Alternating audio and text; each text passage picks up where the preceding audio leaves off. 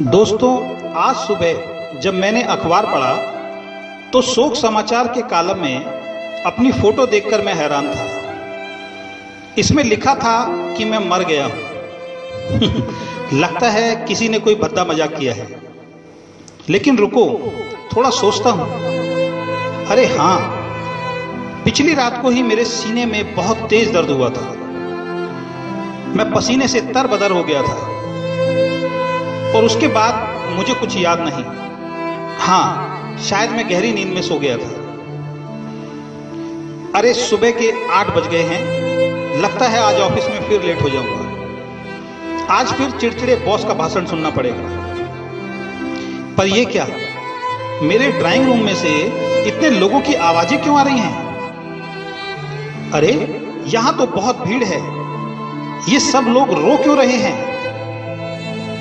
ये क्या, मेरा शरीर सफेद कपड़ों में लिपटा जमीन पर क्यों पड़ा है? मैं यहां हूं, मैं चिल्लाता हूं, कोई इधर देखो, देखो मैं इधर हूं। पर यह क्या, कोई ध्यान क्यों नहीं दे रहा? ना ही कोई मेरी आवाज सुन पा रहा है। हर कोई बस रोती हुई आंखों से मेरे शरीर को देख रहा है। मैं अपने कमरे में वापस आ जाता हूं। बाहर कोहराम मचा हुआ है। ये क्या, मेरी बीवी रो रही है। वो बहुत दुखी और उजड़ी सी दिख रही है। मेरे बेटे और बेटी भी रो रहे हैं। मेरी मां भी जोर जोर से रो रही है। लगता है मैं मर गया हूं। नहीं, मैं कैसे मर सकता हूं? अपनी बेटी और बेटे से ये कहे बगैर कि मैं उनसे बहुत प्यार करता हूं और मैं उनका बहुत ख्याल रखता हूं। मैं कैसे मर सकता हूं अपनी बीवी से ये कहे बगैर कि वो दुनिया की सबसे खूबसूरत और ख्याल रखने वाली बीवी है? कैसे मर सकता हूं मां बाप से ये कहे बगैर कि वो हैं तो मैं हूं?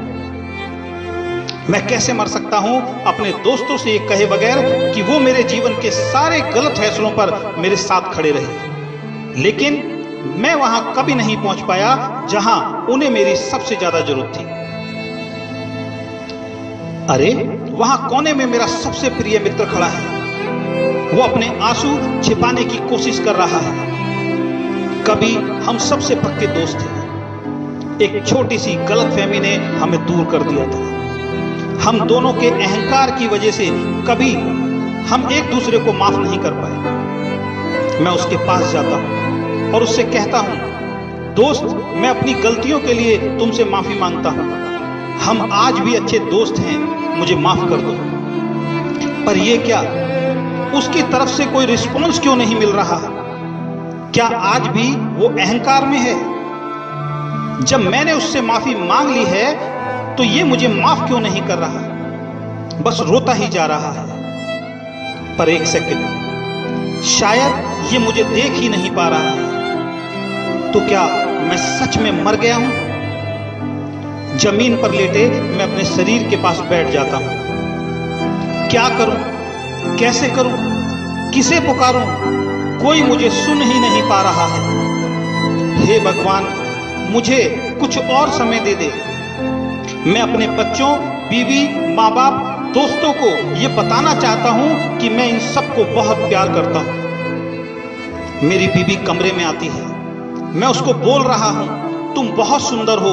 मैं प्यार से बार बार दोहराता हूं, वो मुझे सुन ही नहीं पा रही है। सच ये है कि जीवन में उसने ये शब्द मेरे मुंह से कभी सुने ही नहीं, क्योंकि मैंने कभी उससे ये कहे ही नहीं।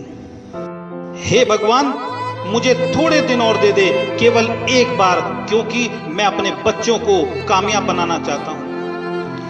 अपनी मां को मुस्कुराते हुए देखना चाहता हूं। अपने पिता को अपने ऊपर गर्व करवाना चाहता हूं।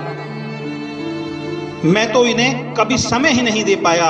मैं इन्हें बहुत सारा समय देना चाहता हूं। मुझे लगता था दुनिया में मेरी किसी को फिक्र नहीं है, पर ये सब तो मेरे लिए रो रहे हैं।